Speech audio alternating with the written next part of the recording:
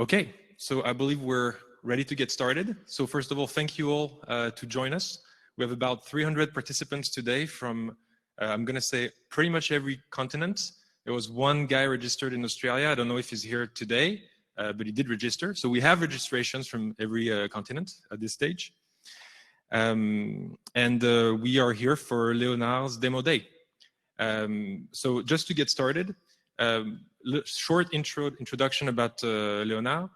We started in 2017. You okay? We started in 2017 with the Leonard as like the innovation lab for Vinci. It's something where we have activities really ranging from foresight, innovation, entrepreneurship. We started entrepreneurial programs about a year ago. And we are about to actually have the presentations for the first cohort of our entrepreneurial program called SEED. So just about this program, SEED is something that we started last December. It's a 6-month-long program where we invested this time around in 5 companies. Those 5 companies are going to pitch today. Each one of them actually went through a training program that we did in partnership with an arm of Stanford University. And each person that went through the program is going to end up having a certificate from that program. Like I said, this is an investment that we made in this company that will come to fruition if they actually end up raising money. So we try to align interests and make sure that we would really push these companies to go about raising money, which is why we focused on having mainly investors as part of this event today. So thank you all to be here. We're also going to have today one entrepreneur project pitch. The entrepreneurship program at Vinci has been going on since the beginning of Leonard, so it's over 3 years. We had over 40 projects of people that started from within Vinci and that wanted to launch their own internal venture, their own internal company. So we'll have one entrepreneur join us today to pitch his company because he's at the point now where the company is essentially mature enough to raise outside capital, and that's what they're looking for. So I just wanted to be short on this, just to give you an idea of what we're going to do today. The first 10 minutes were about the introduction of Leonard, so I think we're pretty close to that at this point. I want to give time to our jury members to actually introduce themselves. So we'll have about 3 minutes of presentations from each member of the jury. And then we'll have the startup pitches for about an hour. This will be followed by a expo with booths and networking, which you can see on the bottom left part of your screen. So don't go there yet because nothing's happening. But after we're done with the presentations, you'll be able to go and actually talk to the founders of the different companies, ask your questions in more depth, and learn more generally about what they're doing. So I'm going to start with just the introduction of the jury. So we are joined today to essentially ask questions about the startups in the Q&A parts with Gonzalo Galindo, who's the head of Cemex Ventures, Taylor Westcoat, who's the general partner at Concrete Ventures, Alizé Lozacmer, who's a co-founder at Make Sense, Olivier Bordelin, who's a partner at Demeter, Jeremy Brown, who's a senior associate at Fundamental, Alexandre Terrien, who's a co-founder at Future Positive Capital, and Ray Levitt, who's an operating partner at Blackhorn Venture, also happens to be one of the professors at Stanford that put together the entrepreneurship program that our founders here went through. So I wanted to give the floor to Ray as the first one to introduce Blackhorn and the idea to market Stanford program. So Ray, you can get started, and everybody else will call you in for your introductions. Thank you very much. Thank you, Guillaume. It's a pleasure to be part of this event. I have been talking to Guillaume the time that he initiated this Leonard program. My own background is I'm a civil engineer. I was originally from South Africa, born and raised there, went to college there in civil engineering. I worked in construction at the trades, and then after graduation as an engineer and an assistant project manager. I came to Stanford in the US in 1972 to join the graduate program in construction management. For a variety of reasons that would take too long to describe today, but I could tell you over a drink sometime. I ended up going back to Stanford after working for a while in Canada. I did a PhD, which was my big mistake because that made me unemployable in the construction industry. And from that point on, I was doomed to be a professor, which turned out to be okay, but it was not my plan. Partly because I was an accidental professor, I took time off to launch 3 different software companies at different times. The first one, in typical Silicon Valley experience, was a failure, which means that in the Valley, I'm not a loser, I'm now experienced. And so having failed once, I was able to raise venture capital to launch a second company, which was more successful. It was bought by a big CAD company. And the third company I raised actually had a small public offering, so that from the proceeds of that, I was able to become an angel investor. And after a while, being frustrated playing with small stakes in some very successful companies, including PlanGrid, I decided to join a venture capital group. So I retired from Stanford and joined Blackhorn Ventures, which is a fund based in Denver, Colorado, although I'm one of 2 Bay Area partners in San Francisco Bay Area. And Blackhorn invests in 3 industry sectors that we see converging in the future. The built environment, which is the focus of today's presentation, and I'm the lead partner in that area. Second area is transportation logistics, especially coordination of things like robots and handoffs between trucks and logistics hubs and warehouses in the e-commerce sector. And then the third area we invest in is energy, with a particular focus on grid management and renewable energy financing. So that's an overview of Blackhorn. We have 3 funds: a seed fund, which makes small early stage investments. We have a growth fund that makes A and B round investments. And we've just launched Blackhorn Select, which is a bigger fund to do C round investments. Maybe a word on the idea to market program, Ray. Your double feature today. Oh, so the Idea to Market program came out of a course that I've been teaching with colleagues at Stanford on entrepreneurship in civil and environmental engineering. And we broadened out the focus in the last few years. We called it venture creation in the real economy. And what we mean by the real economy is atoms, not bits. Okay, and so we're talking about construction, agriculture, transportation, healthcare, etc. And so from teaching this course together with 2 other very experienced investors and startup entrepreneurs, Mike Lyons and Pedro Mocrian, we decided to create an online version. And that was in some ways fortunate for a number of reasons. One, it made the content accessible around the world to people like your host here, Guillaume, for his colleagues at Vinci. But it also meant that when Stanford now went to online-only teaching, it was very easy for us to convert our regular class to an online class. And we just finished teaching the first online class for Stanford students with the same content that's in that I2M program. All right, thank you very much. Thanks, Ray. So we're going to follow up with Alexandre Terrien. Alexandre, can you tell us about Future Positive Capital and the type of investments you generally make? Yeah, absolutely. Delighted to be here. Thanks for having me. So Future Positive Capital is a firm that I co-founded. We're based in Paris, but we invest across Europe and in companies that apply advanced technologies to solve complex global needs. With probably north of 80% of the fund deployed in issues related to climate and the environment, and around 15 to 20% in other kind of socially related issues. Though we're quite new as a fund, we are in just past the first year of our investment period right now. We've been doing this for a few years and have been kind of operating in these environments for a while. My background is as an entrepreneur.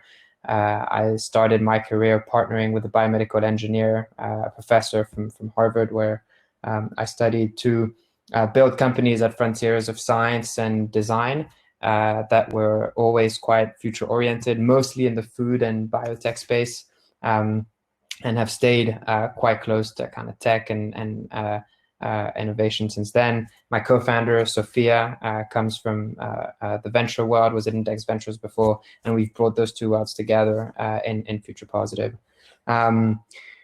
We have in this first fund, we invest in the seed to A rounds, €500,000 to about 2 or 3 million euros in the first ticket, with a healthy pocket for follow-on.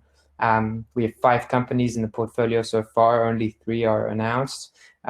We've invested in areas like lab-grown meat, automatic rehabilitation of natural ecosystems, climate AI or climate science, and have been actively looking at construction for a while now, which is the topic of today. So very excited to see what's coming out of VanO, and thanks again for having me here. Thanks very much. Moving to Jeremy Brown. Thanks for joining us, Jeremy. Hi, I'm Jeremy. At Fundamental, we're a construction and mining tech focused VC.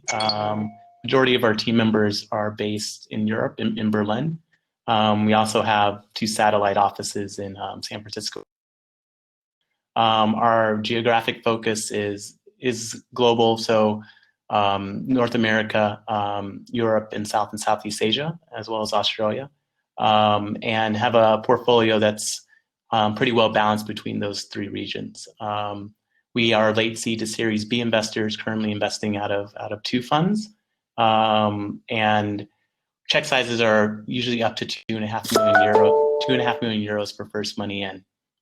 My background, I joined from the US, and I was at Stanford for a very long time, PhD and MBA in geophysics, and then followed by business school. In between, I was doing product management in the energy sector, building engineering software applications, helping to sell them commercially. And then I was post-business school, IoT focused at a fund in the Bay Area, seed stage investments, before moving over to Berlin to join Fundamental, which is construction and mining tech focused. Happy to be here. Thank you very much for joining us again. Olivier Bordelane from Demeter is next. Hi everyone, so Olivier from Demeter. I'm partner within the venture team of Demeter.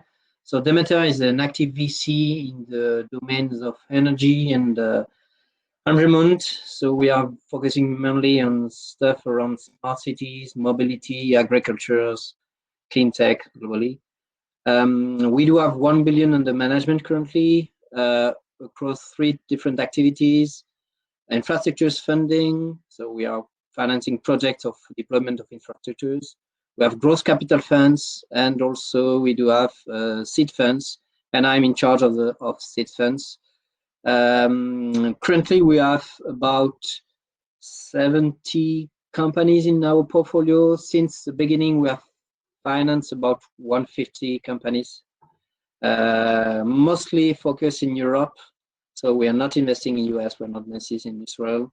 Our main geographies are, of course, France, because we are a French-based company, but we are also investing in Spain and in Germany. Also, we can invest elsewhere in Europe. We have offices in France, in Paris, Lyon, and Metz. We do have offices in Germany, and we have an office also in Madrid in Spain.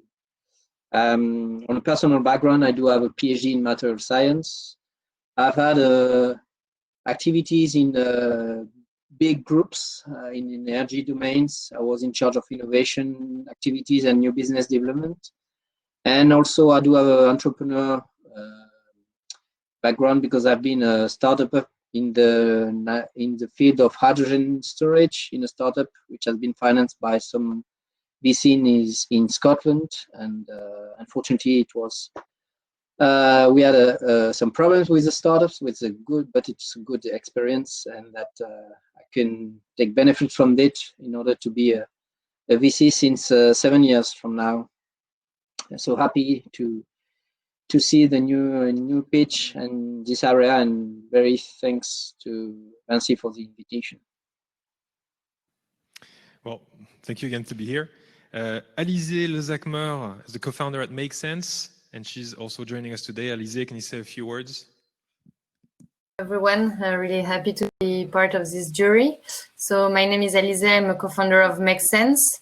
Our ambition is to support citizen entrepreneurs and startups and companies to build together more sustainable and resilient societies.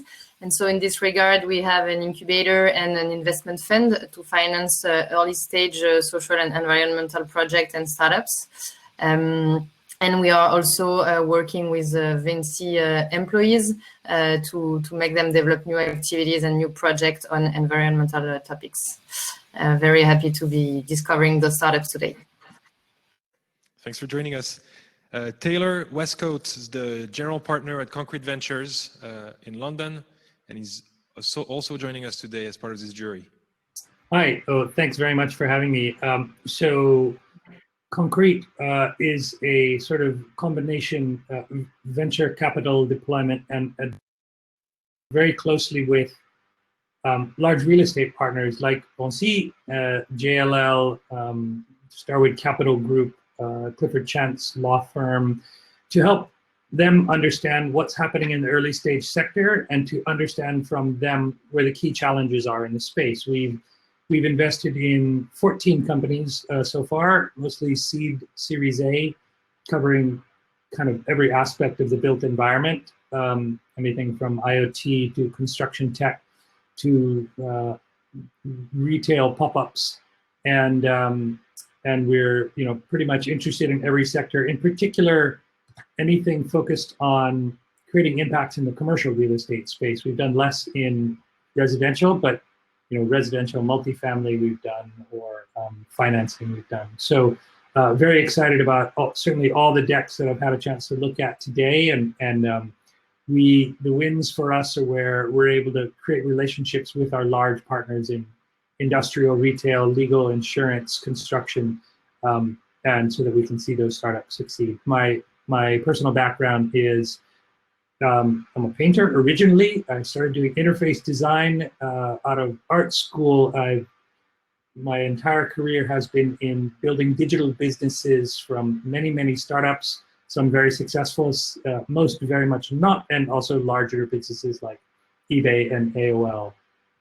We started Concrete about 4 years ago, coming out of, I was working for Seed Camp, an early stage fund here in London, and this is the journey we're on, and very pleased to be working with VanO and to meet all of you, and looking forward to hearing from the startups. Thank you, Taylor.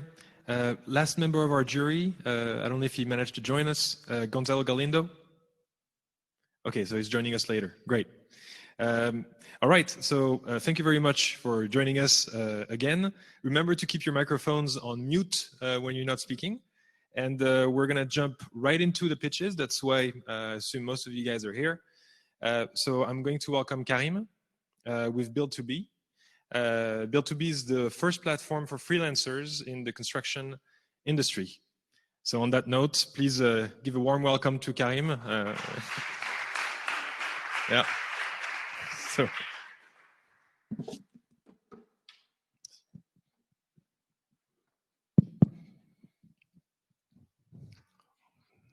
Hi, everyone. I hope everyone can hear me clearly.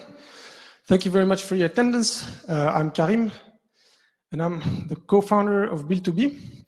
We're the platform that connects construction companies with reliable freelancers in no time. Now, let me illustrate this point by telling you about a request we received from Hicham. He's a construction manager at VanO, and he was working on the last floor of the luxury Mandarin Oriental Hotel in the center of Paris. He contacted us because he was looking for someone that could design and install ceiling mirrors. And just like 90% of the construction managers, he finds that existing staffing solutions are unreliable, inconvenient, and extremely time-consuming.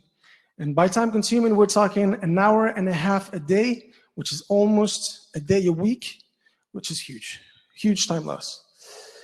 On the other hand, meet Henry.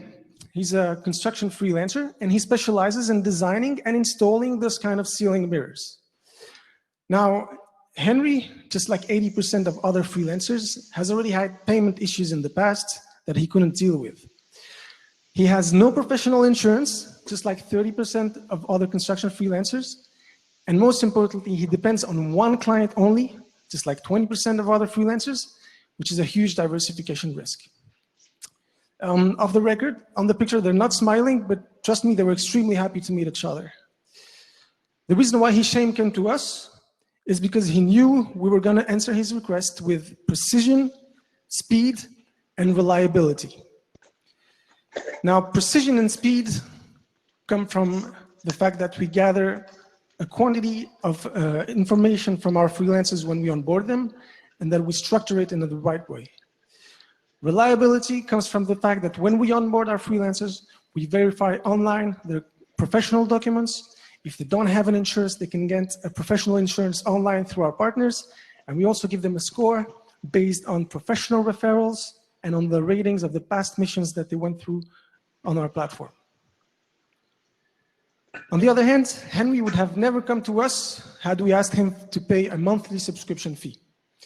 In fact, we offer him a free online profile, so free visibility, and our business model is only commission-based. We take a 15% commission on each mission that is signed on our platform. But most importantly, we provide our freelancers with a completely freelancers-centric environment. And that's thanks to online services that include guaranteed payment for each mission that comes through the platform, professional insurances if they don't have any, online documents generation, and more. Let me try to tell you why we think we're best. We are an extremely practical team, and the first thing that we did is that we went to see our competitors, we went to their platforms, and we actually tried to onboard ourselves on their platforms. With all due respect, our conclusion was that we consider them more as unqualified freelancers databases. Now guess what we are not? That's right, we're not an unqualified freelancers database. We are a platform that develops a professional, life-changing environment for our freelancers. To access that environment, they have to feed us professional data. Thanks to that professional data that we then structure, we can answer the company's requests with precision, speed, and reliability. More efficiency for the companies, more margins. You see the trick. I'm sorry, I have a quick issue. Thank you very much. Let me tell you about, let's go back to construction site. So usually when we talk about construction freelancers, we think about painters, electricians, and other people that are actually working on site. Let's call that production services. There's actually a whole variety of freelancers upstream, such as architects, engineers, project managers, and these are the guys that design the project before it's actually being built. Let's call that intellectual services. I'm telling you this because we focus at first on intellectual services only, since it's the easiest target for us in terms of freelancers. They're more digitalized, and it's easier for us to develop our processes on them. Now, to give you an idea, I'm going to give you a couple numbers, and all these numbers, keep it in mind, are based only in France. There's today, between production and intellectual services, 360,000 freelancers generating 50 billion euros a year. If we take a 15% commission on that number, it represents a revenue opportunity for us of 7.5 billion euros a year. That's our total available market. As I said, we're going to focus on intellectual services only, and we're going to do it only in the Paris area. That represents a volume of about 1 billion euros a year for a revenue opportunity of 150 million euros a year. That's our beachhead market. Big numbers, let's drop down to one contract only. It represents an average revenue of 900 euros. And our objective is by the end of the summer to reach a 10K monthly revenue for about 60K volume and to triple that number by the end of the year. Pretty ambitious. So let me tell you what we've done so far. Since October 2019 and up to end of February, beginning March 2020, so right before the crisis, we have signed 18 contracts representing a 2,000K volume for about 20K revenue. We onboarded more than 200 freelancers, and we've done that with only 3K spent in sales and marketing and nothing in development, since we developed everything in-house so far. So 20K revenue for 200K volume, 3K in terms of costs. Our objective is to reach 50 million euros of annual revenue by 2024. And to do this, we need 1 million now. That's going to be spent at 70% in sales and marketing, 30% in development. Once we reach our first milestones, we're going to need some more money next year, and we're going to need to raise some more money as well in a couple of years. We've already worked with different kinds of clients, the biggest names being Vinci, SNEF, Aéroport de Paris, Club SA. And to make this company reach its full potential, we've gathered a team of pretty complementary co-founders. Myself, Karim, I take care of finances, operations, and IT. I'm a research operations engineer. I used to be a trader in investment banking. And Shakib, who's our business manager, head of marketing, he's actually literally our sales force. He's an ex-military in the French army. He used to be a business manager in a Geneva-based marketplace for translation freelancers. And finally, Munir, our construction expert, construction engineer. He used to work on colossal projects, more than 10 million budget in France and abroad. He founded a previous startup before Street Forfeit. And we have a pretty shiny board of advisors who help us a lot in terms of strategy, including the CEO of Miro, a French unicorn, and the managing director of Bateg, the biggest subsidy of Vinci Construction. We also follow, the three of us, the Stanford ID to Market Entrepreneurship Program. Ray Levitt, we loved your videos. Thank you very much for your advices. Again, we're built to be the platform that connects construction companies with reliable freelancers in no time. Thank you very much for your attention. If you have any questions, I'd be happy to answer them.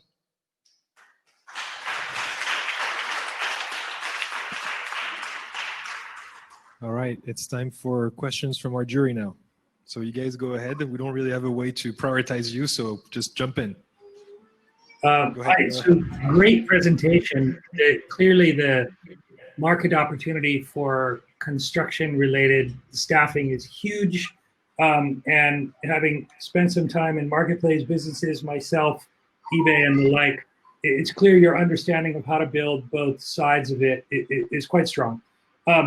One of the things that comes up in staffing business models, right, whether it's cleaners or what have you, is leakage, right? So what's always difficult is to assess and represent capability or quality. And once you've demonstrated that, freelancers who have a tendency to have a single client relationship, how do you prevent them from reverting to that previous methodology and, you know, once they do one job for you, then kind of going around and just sticking with that client, you know, without paying you your fee? All right, so let me make sure I understand the question. Your question is, how do we make sure that freelancers will not stick to one client only? Like if they find a mission on our platform and they're going to just stick with that client. Is that, am I understanding correctly? That's correct. Yeah, leakage from your marketplace is a problem for marketplaces of this kind. Definitely. So here's the thing. We know for a fact that we are never going to be able to reduce disintermediation risk to zero. We accept that. What we try to do is to reduce that risk as much as possible. So our strategy is to try and give both freelancers and companies positive retention incentives. So we know, for instance, that some freelancers just like being just with one client. They have that relationship with one client. That's not going to be our target, right? For freelancers that look for several missions, several clients, we believe that by giving them guaranteed payment, by not asking them to pay anything until they actually find the mission, by also enabling them through transparency to add our commission to their price, by giving them professional insurances, by giving them the right tools for them to have the best professional life as possible, we believe that's going to be enough. Just to give you an actual fact, on all the missions that we've had so far, we've had no leakage. And there was actually a freelancer that came to us and said, hey guys, the client that I work with, he wants to work with me on another mission, but he doesn't want to go through you. I want to go through you because I want to work with other clients as well. So just so you know, this is a fact. So basically, it seems to be working so far. That's only on 18 contracts, so not a statistical fact yet, but we believe that we'll be able to build a real statistical intuition through the next missions. For companies, I'll try to be quicker with this answer. We believe that by giving them absolute reliability, it will provide, again, a positive retention incentive. And there's one thing to keep in mind as well. Some of our contracts will be through people that come through the platform and find the freelancers, and then they work with them, and extremely automatized. Sorry, but we believe that we need also to work with bigger companies and actually work with them on a big contract. Like, how many freelancers do you need to work with this year? Which kind of specialties, etc. We're gonna bill you instead of billing the freelancers. And this way, we have actually a relation with the company that is extremely stronger, and that is on paper, actually. Okay. We got time for another question. I see Ray raising his hand. So, Corinne, that was a very clear and very strong presentation. The one thing that slipped by me very quickly was your unit economics. Just explain how you collect your revenue, and are you inserting yourself between the client and the freelancer? So please just go over that quickly. Right. So we have. Before we keep going, can everybody go on mute? All right. Okay. Yeah, it seems like this is again one of the main issues for marketplaces. We've thought about a lot of models, and the one that we chose for legal, administrative, and strategic reasons is the following one. When a contract is signed on the platform, the company provides the payment through an escrow account online. So the money is locked on the escrow account. That way the freelancer knows that the money is there. Once the mission is over, the company says, okay, I validate the payment. And this way, part of the money goes to the freelancer and our commissions flows through us. Everything is automated, and administratively speaking, the company bills the freelancer. The freelancer bills the company, and we bill the freelancer. Does that answer your question?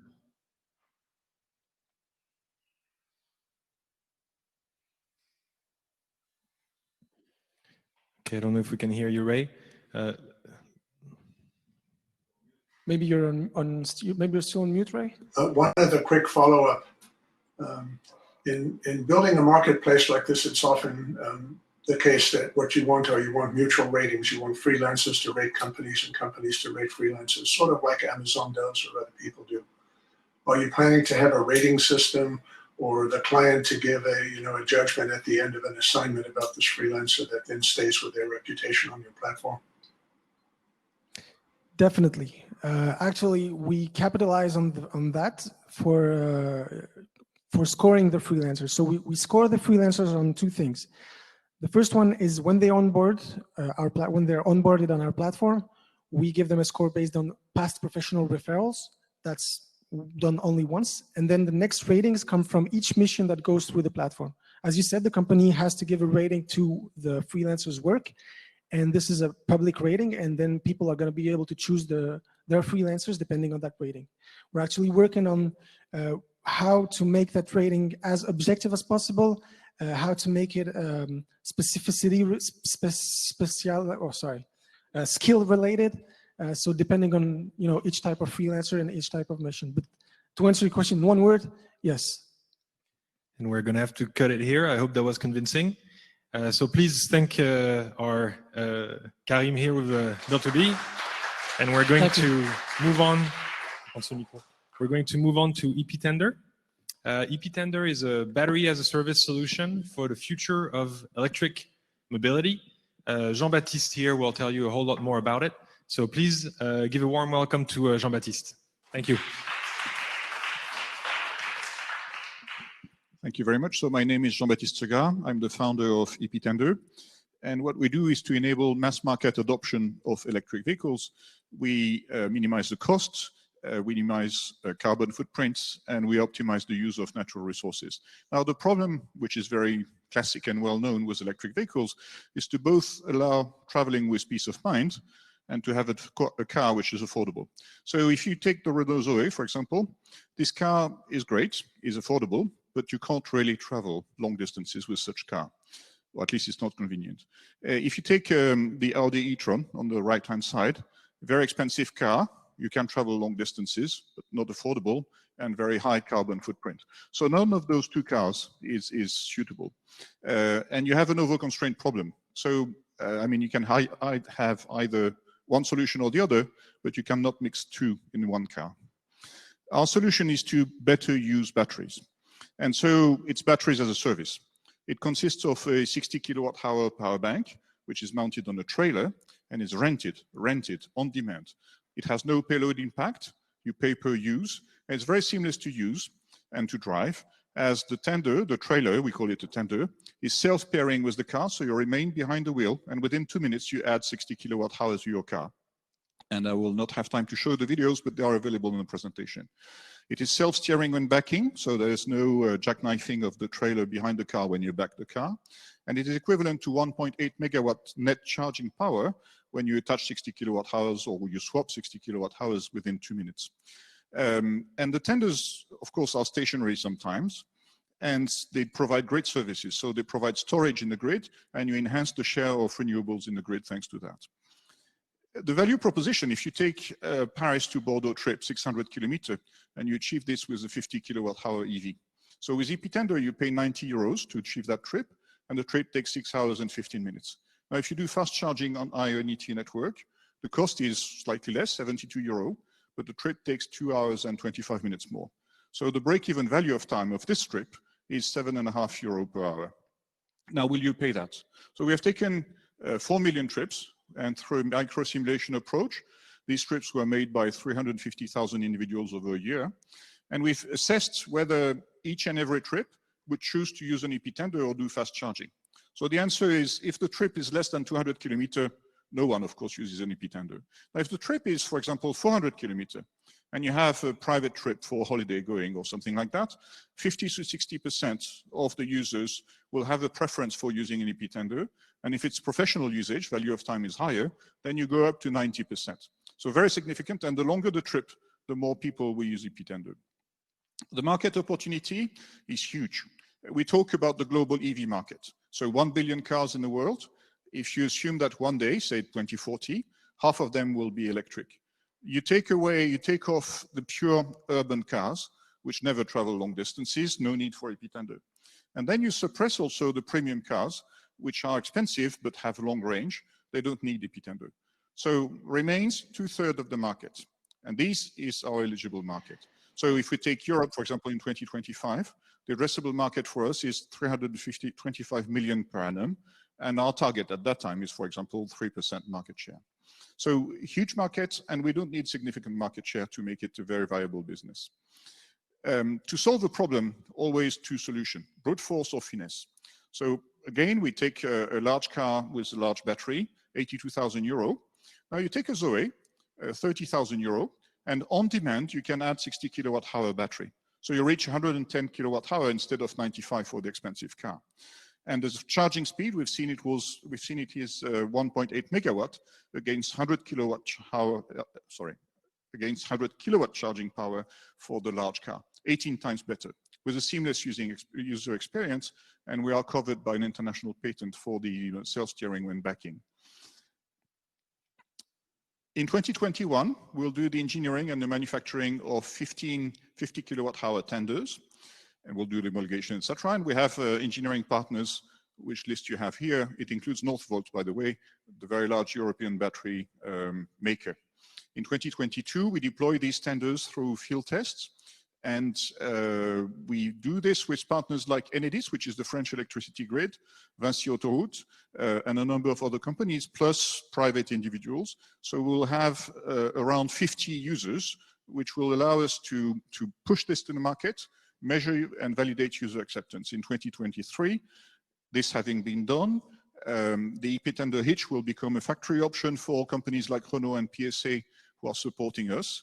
We'll train the sales people at pilot car dealers, deploy 20 rental points, 110 tenders, 1,200 clients. In 2024, we expand to the rest of Europe.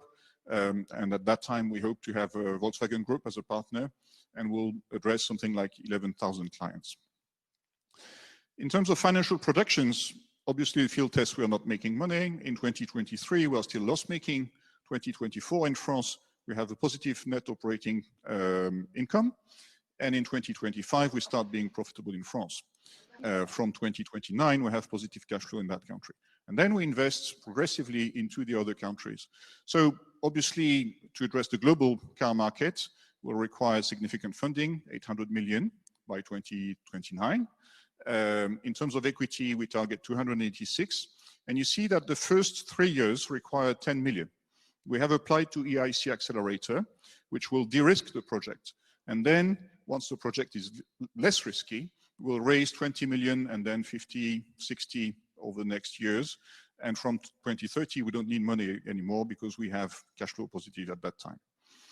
The cash flow, operating cash flow is positive already in 2024. But we have to invest in terms of building the tenders and deploying the network.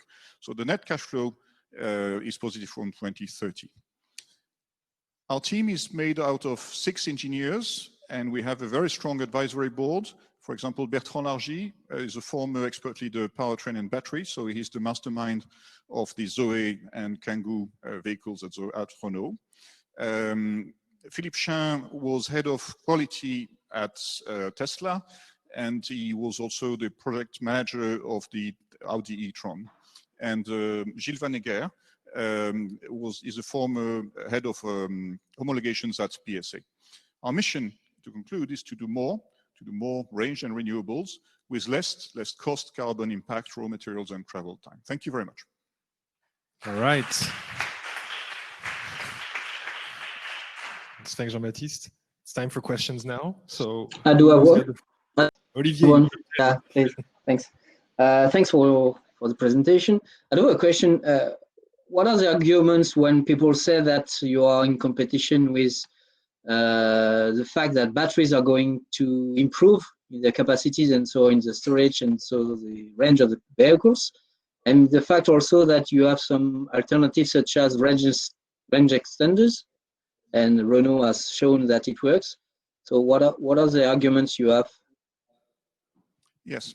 So regarding battery progress, when battery makes progress, it's very much in our favor, because it means that a Zoe, for example, which currently costs 32,000 euro and requires subsidies and doesn't pay tax roads, this car one day, if the batteries get half the current cost, for example, will be much cheaper, much more mass market, and will require no subsidies at all, and will be able to start paying road taxes.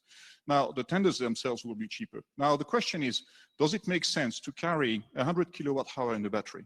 Well, if you do, the first 40 kilowatt hour will cover 98% of your usage. And as the car is used 5% of the time, this 40 kilowatt hour is used 5% of the time, which is not very good, by the way. Now, the remaining 60 kilowatt hour is serving 10% of the distance. So 10% of 5 is 0.5%. So you have 60 kilowatt hour, which serves, never ever serves except 5% of the time. Now, if you put wheels on that, it will serve more than 90% of the time, because it serves as the range extending for the car, and it serves for great services. And this is a major, very significant difference. So the marginal utility of having more range in a car is decreasing exponentially. If a fuel tank, you increase the capacity of the fuel tank, the cost is zero. It's not at all the case with a battery. So even if batteries become, that they will, by the way, in 2030, half the cost they have today, it remains an extraordinary opportunity for us, and this is what we want. Now, if the cost of the battery one day is zero, yes, we are dead, but this will not happen. Now, range extender, you carry 3 engines in a car: the electric motor, a generator, and a petrol engine, plus the fuel tank, plus the battery, plus 2 cooling systems. So the car is 10,000 euro more expensive to manufacture. That's the case of plug-in hybrids today. And if you check what Tavares says, he will confirm. So if you want mass market vehicles which are plug-in hybrid, this cannot be done. So it's fine for segment C, D, or D and more, but it's not okay for A, B segments, and maybe not as well for the C segment. So these solutions are good solutions, and it's not competition, it's complementarity. So the pure urban car doesn't need EP tender. The cars in between, which are currently planned to be hybrid or mild hybrid, will become electric with EP tender. And the premium cars will be either with a very large battery or with plug-in hybrid function. So it's not competition, it's complementarity, and we are not in the same segment. All right, we have time for at least another question. Who do we have? Alexandre. Thanks for the presentation. It's super clear. I'm curious about how you think about the behavior change that's going to have to happen for people to plug in a chariot to the car on a consistent basis. How do you think about that in educating the market? Yes, client acceptance is the key difficulty. So we have very little technology difficulty. Our infrastructure is much cheaper than any other, but we have to check and measure the user acceptance. Now, in order to facilitate that, we have made the use of the tender completely seamless. So please have a look at the videos, but you will see that it's incredible. You remain behind the wheel, the tender attaches to the car. Within 2 minutes, you refuel your battery in less time than it takes to refuel it with fuel, by the way. So swapping the tender is easier and simpler than refueling your fuel tank. So, and then backing the car with a tender attached is seamless, and you have it only on motorways. So 360 days in a year, you drive your car normally, and just when you get on the highway, you stop at the car sharing or the ride sharing car park. The tender gets attached to the car. Here you go, you swap it halfway, you drop it in the end, and that's it. So there is a risk, which is that risk. Now, take any disruptive innovation. Take train, petrol cars, computers, airplanes. None of these you could know in advance that the people will be asking for that. So people don't dream of having a trailer behind their car. They want a car which has the same range, same charging, and same cost as a petrol car, but that car has to be electric. It happens not to be achievable apart from having an EP tender. And I believe we have time for one last short question, and maybe a short answer as well. So one comment and one short question, very clear presentation and very creative idea. First of all, if I was going on holiday with my small car and my 2 kids, I would want extra storage. Why don't you put some storage for that battery so I could put some suitcases in there with it? That was my comment. The second was really a question. How does this compare to, say, a battery swapping idea where you've got at a gas station extra batteries with a forklift truck or some device that pulls out the old battery and just swaps in a new battery? Then you don't have to drag a trailer behind you. And that battery, when it's in storage, can still be used for grid storage. Yes. So the battery, first, I'll start with the payload. So indeed, in your car, you want to have space for luggage and kids and so forth. And so you don't want to carry batteries instead of that. So you want to carry passengers and stuff. You don't want to carry more and more battery. Okay, that's the first answer. The second element is about battery swapping. So there has been various attempts at battery swapping, Better Place, obviously, in Tesla later on, etc. Now, you need to, first, you don't increase the size of your battery. You just swap it. You have to have a battery where the car is built around the battery. So in terms of addressable market, it has heavy impacts on the car manufacturer to build that car. Second, you'll have to have various sizes of batteries so that you can accommodate various sizes of cars. And the robot to swap the battery is stationary, is very expensive, is hard to maintain. And so essentially we do the same, but with all the benefits, but without any of the inconvenience and the cost of having this extremely difficult battery swapping infrastructure. But the philosophy is the same, except that we add battery and you swap it as you wish, and you pay per use. So, you know, the last thing is, if you're looking 9 years out or many years out to be profitable, there are many experiments going on now with in-road inductive charging. And if we have in-road inductive charging where vehicles can be charged as they go, this will obsolete your technology. Yes, inductive charging, you have to have the infrastructure on the road, that's fine. You have to have the equipment on the car, okay, that's fine. But we will have the equipment on the trailer, so we'll have EP tenders without a battery, but with the coils for inductive charging, and possibly also with the contactors for rail charging. And so whenever you make a trip on a corridor which is equipped with inductive charging, you will have your normal car towing the coil behind it. Okay, so it means that we are technology neutral. Whichever technology wins in 10 years, 20 years, etc., we will put in our tenders the right technology to address that market. And so a very basic car, very affordable car, with no gimmicks, nothing special, will be able to adapt to the technology and use the best available technology at that time on the best on that particular corridor. So if in one case it is hydrogen, we'll have a hydrogen EP tender. If in one case it is inductive charging, we'll have an inductive EP charging. But the same EP tender, but the same car will be able to use both. Okay, so the car, again, for the everyday trip, has the best technology, which is battery, definitely. And for long distances, it will adapt as the tenders will adapt to the best technology of the time, be it inductive charging, hydrogen, batteries, whatever. And that's time. Let's thank Jean-Baptiste for this presentation. Okay.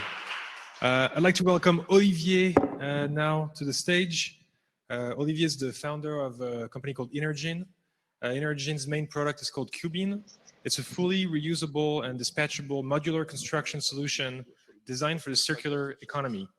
So please welcome Olivier to the stage and get started. Hi, everyone. So I'm Olivier Quérec, co-founder and CEO of Inergeen. 2 years ago, we created Cubeen, tailor-made and sustainable modular construction. What are the customer paying today about modular construction? First, it's inflexible. I mean, it's available in only one dimension size for the road transport. It is not sustainable because a very heavy logistic is required.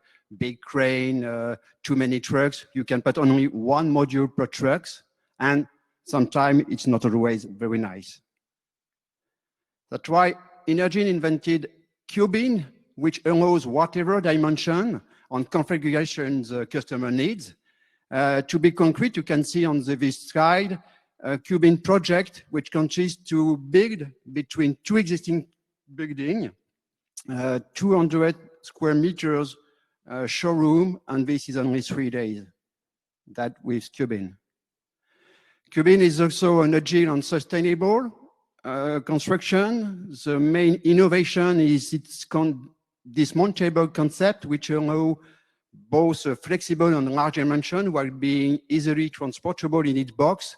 No crane is required, and you can load over 6 Cubeen per truck and to save a large amount of CO2 during the transport. Cubeen is also sustainable because both structure and interior design are fully reusable. Nothing goes to the trash after the events. And it is sustainable also because Cubeen can self-produce its own green electricity. Finally, Cubeen is a versatile and elegant module. So with the same plug-and-play components, Cubeen can be a pop-up store, a VIP lounge for events on retail market. It can be an outdoor working space or solar power house on many other uses. As soon as we were ready for the market, we got a real traction. In 2019, we won the tender for Roland-Garros Stadium, one of the big places for competition of tennis in France.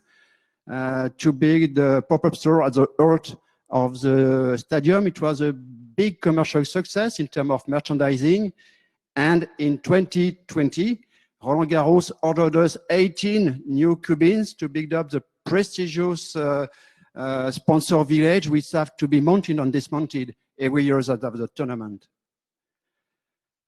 Amaury Sport Organization, one of the key players in Europe about sports events, also chose Cubeen to build up at the heart of a professional golf competition, pop-up store for Lacoste and the launch for Aviva.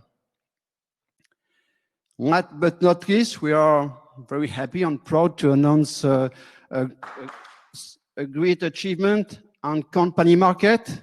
the international ST microelectronics company a few days ago chose Cubeen to build up outdoor additional working space in its site of Rousset to comply with the new distancing rules because of COVID. And we have to deliver this in July. And the specifications were very simple: to be nice, to be evolutive, to be sustainable, and to be delivered in 2 months. Our business model is very simple. We make revenue from sale and leasing of Cubeen, which is developed as a kind of hardware platform, including Cubeen itself, upselling equipment, and recurring services at demand of the customer. The price of one Cubeen in average is about 20k euro, depending on the option, and we are targeting a gross margin over 40% for each operation. Our market is quite big, 3.5 billion, counting France plus bordering countries, split into 3 markets. First is events and retail. Second is building extension for companies, and the third is building extension for residential. Some of our competitors offer fully reusable solutions. Some of them offer tailor-made solution, but Cubeen is the only one which provide fully reusable and which are tailor-made. And that explains why we beat some of these competitors at the Roland Garros tender and for ST microelectronics project. A few figures about revenue and profitability. Our first revenue have been achieved in 2019. 2020 is already a great year for Inergeen. Our target is 700 euro. 400 have been already achieved. 200 are in the pipe, and we are confident to reach our yearly target independently of the COVID context. We plan a high growth from 2022, and besides the growth, our strategy is driven by short-term profitability, and we target an EBITDA expected positive as soon as Q2 2022. How to go so fast? First step is to make our consolidation of the sale on our historical market, I mean events and retail in France, from 2021 to grow on 2 additional markets, first company, residential, including large partner networks. And the first step will be to fuel the growth internationally from 2023. Our financing until now 1 million expenses, supported by funders, revenue, loan and subsidies, and new equity. And I would like to warmly thank Vinci for having trusted us and joining the project a few months ago. How to go step forward now? We need 1.2 million for the financing to speed up our development, 50-50 in equity and debt leverage. Now, time to introduce you the team. It is made up of people who have successfully completed project together over the 10 last years. As you can see, some of us are not longer young, but the positive thing is that we have a large background on design thinking, on industrial scale-up, and company management. So thank you very much for your attention. All right. Well, time for question now. So I'd like to maybe prioritize the few people that haven't spoken yet. Jeremy, I see you raise your hand. Yes. Hi, great presentation. Just a clarifying question around integrated supply chain, everything from the configuration all the way through to installation, with employees on your balance sheet, or are you working with builders or other entities to realize the end-to-end?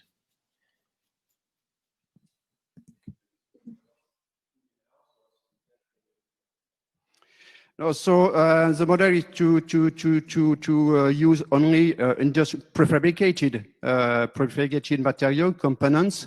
One Cubeen is 20 components, and we prefabricate and we install on site. And the challenge for us is to lower the mounting time. The first version for the mounting time of the Cubeen 1 year ago was 1 day. For the version today, it's a half a day, and our target is to build one Cubeen in 2 hours. That's the challenge. And so that the model is to integrate prefabricated materials. Just to focus the question a little more, c'est moi.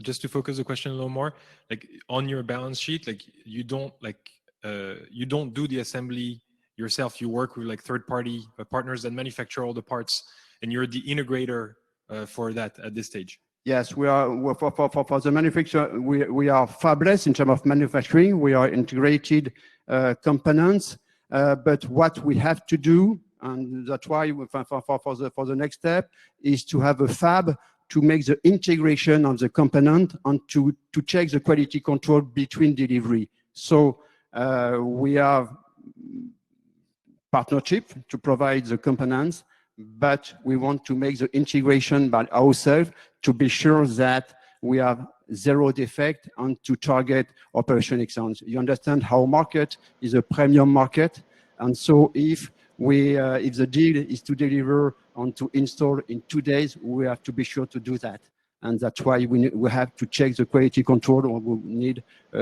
integration platform before shipping to the customer. I see that Alize is raising her hand, so you get a chance. Thank you very much. I have a question about the end of life and the reuse of the product. So when it is installed, then can you reuse it? And once you cannot reuse it, what do you do with the material? Yeah, thanks for the question. So the concept itself is to reuse everything during the lifetime of the product, of course. So the lifetime is around 20 years. So for the structure, it's not very difficult. The challenge today is to develop interior design which are fully reusable and versatile. That's what we are working on. So the concept is really nothing go to the trash after the event, so everything have to be reusable. So that's why the concept itself is to have versatile element that could be fit with different for different customer. That's the proposition we are doing. I see there's competition for the last question, but I'd like to welcome Gonzalo Galindo, who's the head of Cemex Ventures. He's been in and out due to his connection and maybe our tool. Sorry, it's been a terrible day in the connection, and as you can see, I've been moving around my house to see where I can actually catch a better connection. Just a quick question. Once you move into the residential market, how are you going to deal with architectural designs and slip away from the shoebox concept that many of these prefabricated housing has?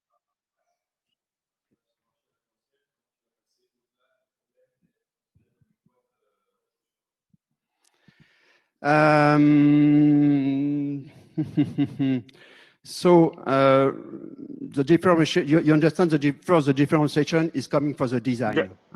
But once you move into housing, architectural design has a meaning, and you have to translate that into your off-site construction concept. How are you going to plan to do that? Because building a stand in an event is one thing, but building a house extension is completely different ballgame, no?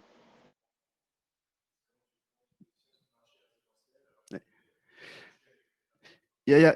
So first, for sure, for the residential, it won't be a direct B2C business. We have to work with real estate agency, with architect. So we have to develop a large network of architects in order to integrate our project within a bigger project, within a house project. So as for example, for the we are today we are developing 2 or 3 projects for the pod house. So for sure we are targeting premium market, and we have to work hand in hand with architects. It's not a direct B2C but a B2B2C model, and that we have to do within the coming years is to build up a large network sustainable network with professional. Okay. Do I answer correctly? Well, unfortunately, we're out of time, so we'll have to take that question. We'll have to take that question off, but it's easy. We have the email to all these guys. Thank you. All right, for our fourth startup, I'd like to welcome Jim. Jim is the co-founder of Soliquid. Soliquid has developed a unique freeform concrete 3D printing technology for the construction industry. I actually knew that.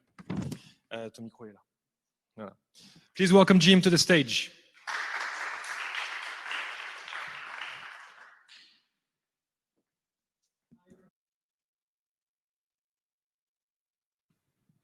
Hi, everyone. Thank you very much for being here. My name is Jim Ronet. I'm the co-founder of Soliquid, specialized in 3D printing at a large scale for construction.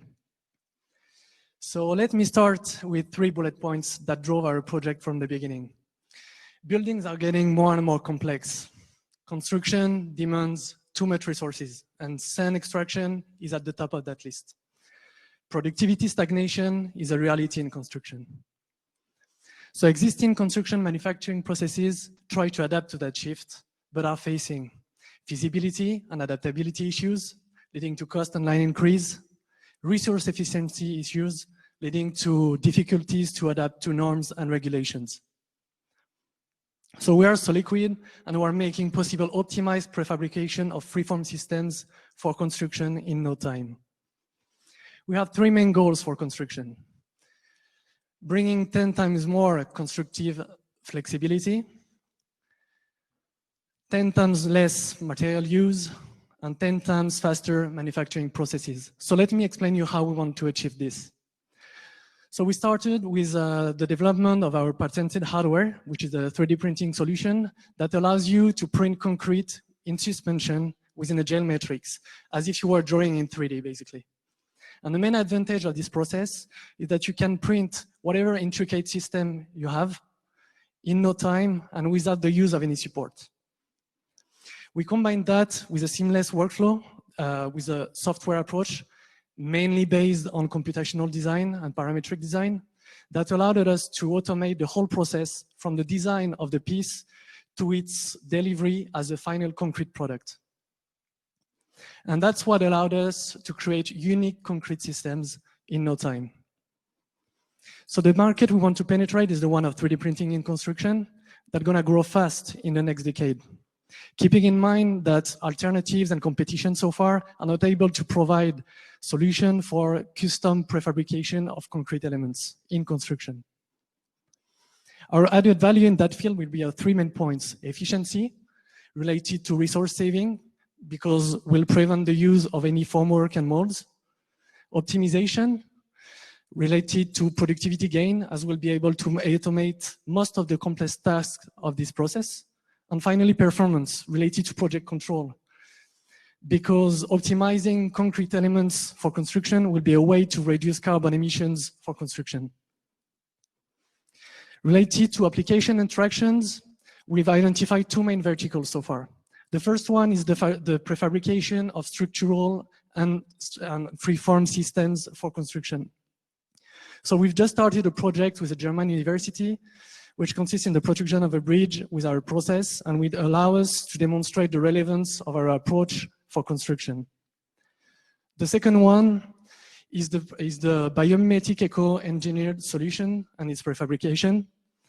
And we've just achieved the fabrication of the modules of our first artificial reefs with our partner Vika. And that artificial reef that you see on the picture will be deployed in 2021 in the south of France. Related to our business models, our main goal is to be able to transition from, let's say, a product-based model, non-scalable, towards a service-based model, combining a SaaS strategy with the sale of the hardware, and all that distributed as microfactory.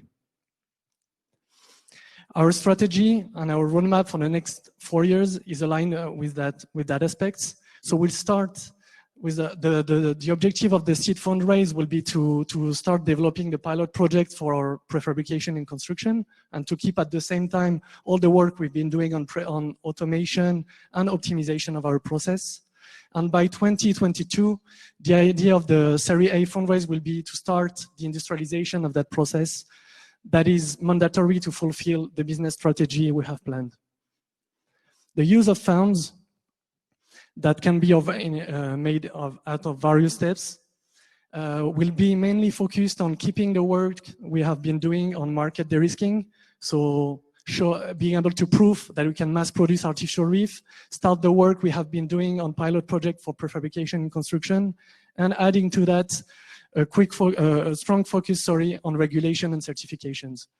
On the technology aspect, the main idea will be to start focusing on structural 3D printing, which is mandatory, of course, for construction, keeping optimizing and automating the whole process, and lastly, trying to increase the production cadence of our system, which is necessary for industrialization purpose. So the adventure started with a small team. Amaury and I, we both architects specialized in digital fabrication and parametric design. Amaury is our applied research and robotic fabrication expert, and I'm the building information modeling and automation specialist. And together, we've been doing more than 13 years of experience in the AEC industry. We also have a wide range of advisors and partners, not to mention Vika, which is our main industrial partner so far on the cement vertical. And to conclude on a more lighter note, I would say that many other industries already have made the move. Construction, for a lot of reasons, is always the last one to catch. So let's build it now for the future of our cities and territories. Thank you very much. Okay, thanks. Thank you very much. Okay, okay, Ray's fast. Ray's real fast. Go ahead, Ray. So one of the challenges, at least in many countries, for introducing a technology like this for bridges or buildings would be getting first of all, getting engineers to agree that they'll put their stamp on this and say, yes, I'll take a chance that this thing will last for 30 years and not fail. And secondly, getting local building officials to approve it and issue building permits. Have you addressed those issues at all?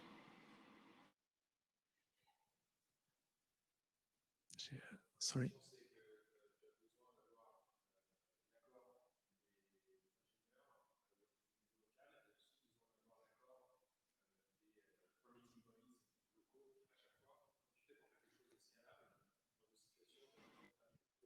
Yes, totally. So regarding to this, well, of course, the business model we're building is something that we forecast, and we're still building it. But the main idea behind that is to work a lot on certifications. We know that for a lot of 3D printing companies, the main issue so far is to need to certificate not the technology itself, but each time you are starting a new project, you need to add a certification for that, which is a main issue because it's a lot time consuming and money consuming as well. So that's why we try to engage from the beginning the certification of the technology to be able to fulfill that goal. And the second part, a lot of R&D going to be pushed towards material itself with our partners. So we're going to be providers of a printing solution, let's say, but the whole material aspects, a lot of work is going to be put on the material aspect with our partners as well. So I hope this answers your question. I want to add one thing because I'm familiar with that subject as well, Ray. It's very different, you know that, but it's very different from country to country. And it happens to be that France, for instance, has one single certifying body that enables you to do that one time and not for every single building or jurisdiction. So it defines which markets you go to first. So we have a next question. You guys go ahead. Taylor? Yeah, so great presentation, super exciting stuff. I actually had two questions. One, you're extruding concrete into some sort of gel-like structure to achieve this fabrication. Is that right? Yes, totally. Okay, and how's the tensile strength of that concrete? Like I'm looking at that bridge that you were demonstrating, and I mean, if that's just made of cement, sand, and water, that's certainly not going to work. What was the idea there? Yes, so to go a bit more into details on that topic, main part of the coming R&D is going to be on structural 3D printing.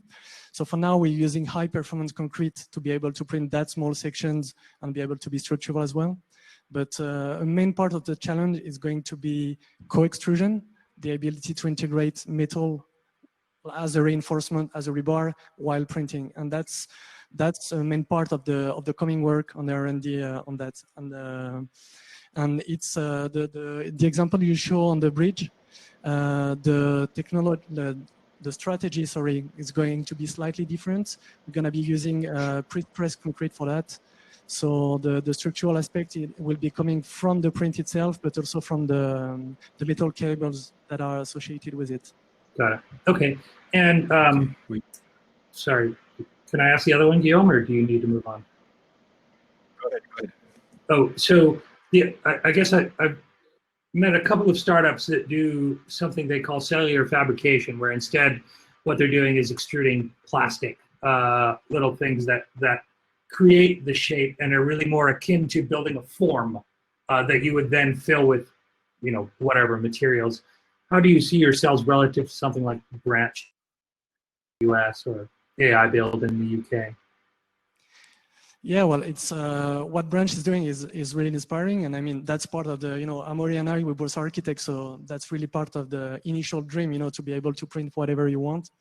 Yeah. And the reason why we decided to focus on concrete is exactly the answer, is because we believe that the inertia in the construction industry is so big, and this whole industry is so slow to move, that you really need to be using a material that is already deserving most of the construction sites to hope one day applying that technology to the industry. Thank you. This is a complex subject, so if you have one more question that's a short one, rather short one, we'll take it.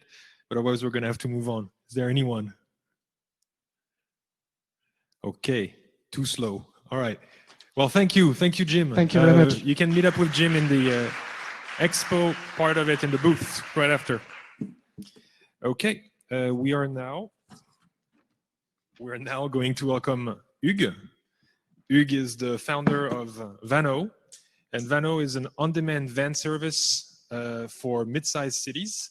I'll let Hugues tell you more about this. Please give a warm welcome to Hugues.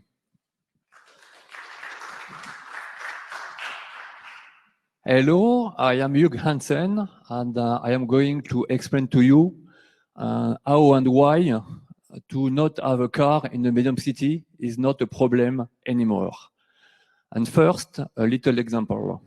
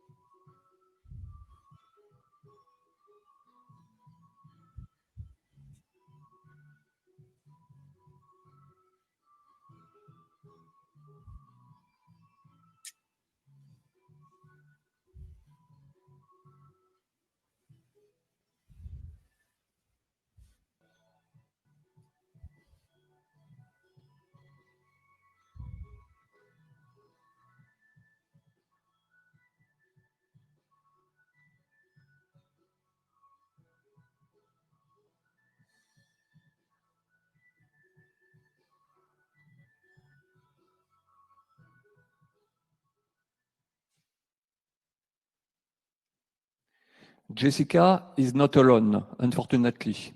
In a lot of cities around Paris, there is more than 10,000 people that cannot drive.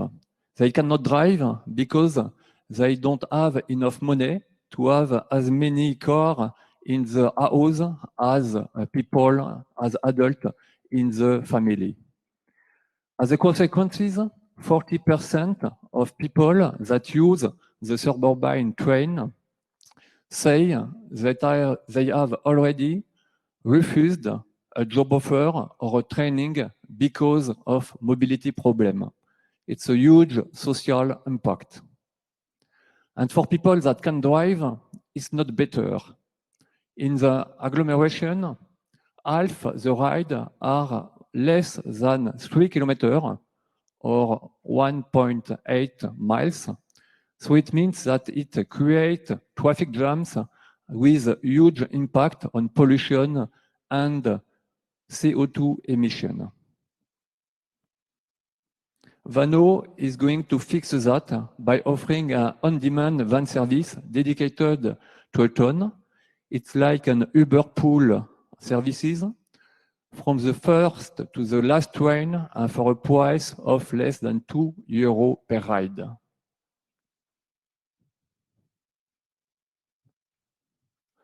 The market size is more than 400 medium-sized cities in France, so a market size of €4 billion every year. And at the moment, the market size of urban transportation in France is €12 billion. About the competition, VanO is more convenient than the bus for about the same price, and we are far less expensive than owning a personal car. The strategy is to go in the market city by city, with launching a crowdfunding campaign and with local partnership and local communication, both online and offline. We have already great quotes from mayor. So, for example, the mayor of Besançon is thinking about the old people in the north of the town that have to go to the hospital nearby. And the mayor of Igny in the Paris-Saclay area want to work on the accessibility of the business park. And the people in the University Paris Descartes are thinking about the people that have to go at the other side of the university at night, which is not easy, especially for women. The VanO team is a team of 2 entrepreneurs. I am in charge of finance and product, and my associate is an expert of public transportation in France and has already created a company. And we have great advisors. We want to begin by an MVP, so to launch a 4-month experimentation, for example, in Muro, a 32,000 city near Paris, with more than 10,000 people without a car. And the cost of the experimentation will be €110 kilo. We are targeting different usage throughout the week and the day. So daily commuting, constraint rides, hobby user, and some occasional user. And for building the experimentation, we are looking for a funding of €40 kilo. Thank you for your attention. Right. Congratulations. Okay, we had a little hiatus with the connection dropping out. But do you have any questions on your side? I do have a quick one. You mentioned, of course, the scooters and so on, but there are other companies doing the same. I do have one in mind called Padam, a French one. So what is the unicity of your service compared to others? Padam is not operating. Padam is offering only the software, and we want to operate the solution with hiring the driver and renting the van.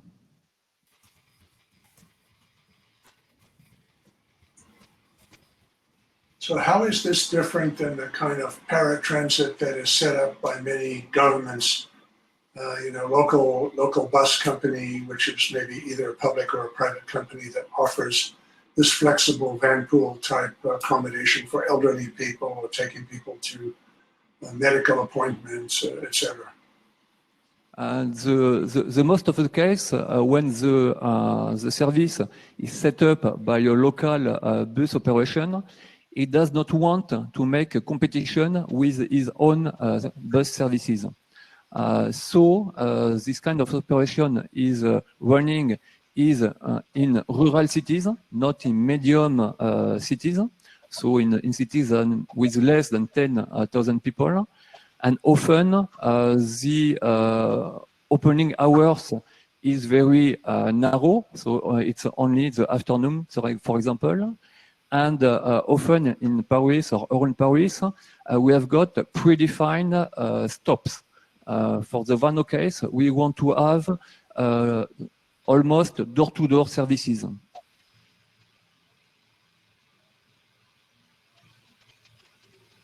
Okay, I think Taylor, did you have a question? Yeah.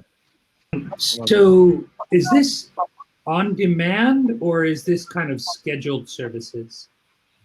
It may be the two, like an Uber pool. You can order in advance, and it's better to order in advance so we can optimize the project and you won't wait for the van. But it can also be on demand, and so you will have to wait that the van put out the people before you and go to take you. Okay, yeah, I mean, I think about Bolt in the UK, which set up something like this, more the on-demand side, but then we've also seen other companies that focus instead on commuting corridors between company headquarters and, you know, various kind of suburbs where it's far enough to the train station that they instead decide to have a car. The difference, it was about the same business model as Padam before he switched to software only. One of the important things of the VanO business model is to have a shortest time ride. So we are targeting a 10 minutes average ride. So it's a way to have a cost of only €2 per ride. All right, Alexandra, looks like you had a question from the video. I was just curious about if where you are in terms of progress, and if you've already have a good understanding of how the unit economics work at a kind of local city level. In terms of business units economic, we need to have 340 already almost 400 people that use the van to have to reach to balance the units economic with a €2 ride cost.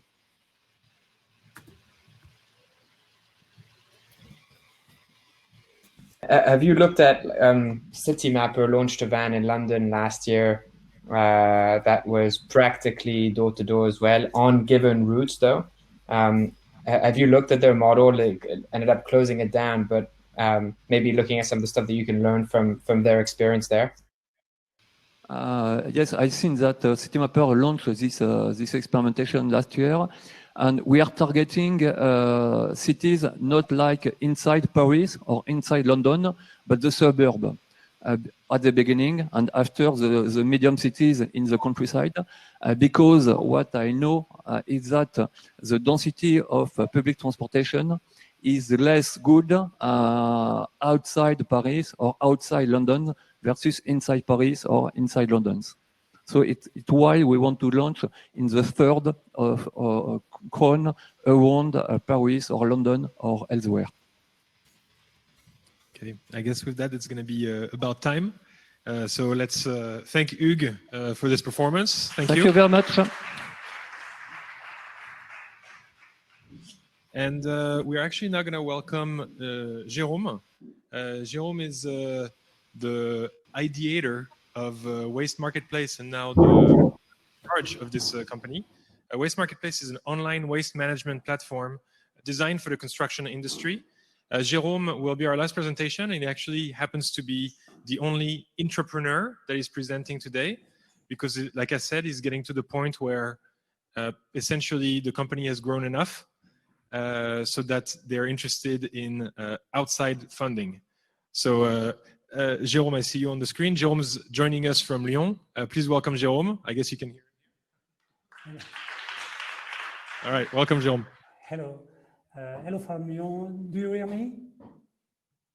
Speak a little louder. Okay. So I have to share my screen. So up, it was efficient before, but okay. Do you see my screen?